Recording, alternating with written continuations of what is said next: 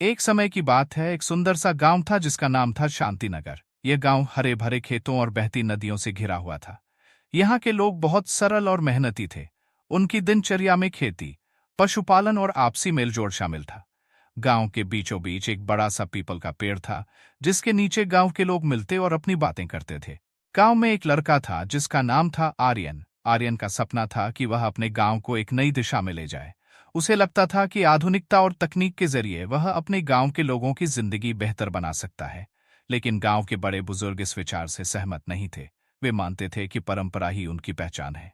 एक दिन आर्यन ने सोचा कि क्यों न गांव में एक सभा बुलाई जाए, जहां वह अपने विचार साझा कर सके। उसने गांव के सभी लोगों को एकत्रित किया। सभा में आर्यन ने कहा, भाइयों और बहनों, अगर हम तकनीक का उपयोग करें तो हमारे खेतों की पैदावार बढ़ सकती है और हमें बेहतर स्वास्थ्य सेवाएं मिल सकती है।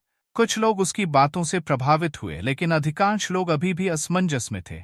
उनमें से एक वृद्ध व्यक्ति, दादाजी, ने कहा, बेटा, हमें अपनी परंपराओं को नहीं भूलना चाहिए। ये हमारी पहचान है। आर्यन ने हार नहीं मानी। उसने ठान लिया कि वह अपने गांव में बदलाव लाएगा। उसने अपने कुछ दोस्तों के साथ मिलकर एक योजना बनाई। उन्होंने गांव के बच्चों को शिक्षित करने का निर्णय लिया, ताकि वे नई तकनीकों और ज्ञान को समझ सकें। आर्यन और उसके दोस्तों ने एक छोटे से स्कूल की स्थापना की। शुरू में गांव के कुछ ही बच्चे पढ़ने आए, लेकिन धीरे धीरे संख्या बढ़ने लगी। आर्यन ने बच्चों को कंप्यूटर चलाना, खेती में नई तकनीक का उपयोग और स्वास्थ्य से संबंधित जानकारी दी। कुछ महीनों बाद गांव के लोगों ने आर्यन के प्रयासों का असर देखा। बच्चों के माध्यम से नई जानकारियां गांव में फैलने लगी। लोग अब फसलों के लिए नई विधियों का उपयोग करने लगे।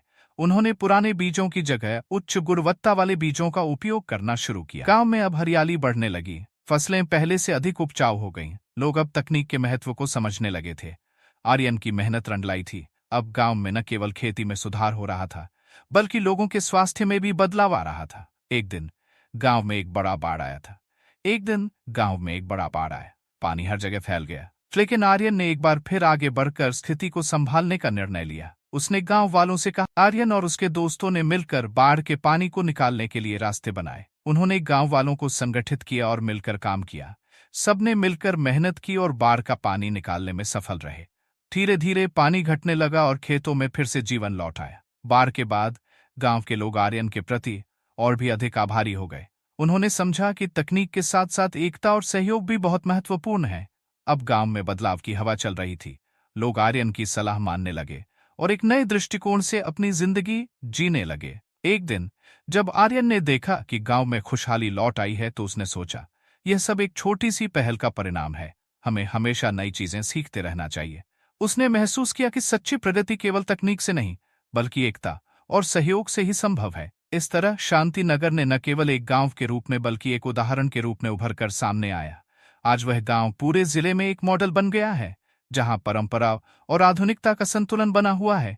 आर्यन का सपना सच हो गया था और उसने साबित कर दिया कि अगर इच्छा शक्ति हो तो कुछ भी संभव है।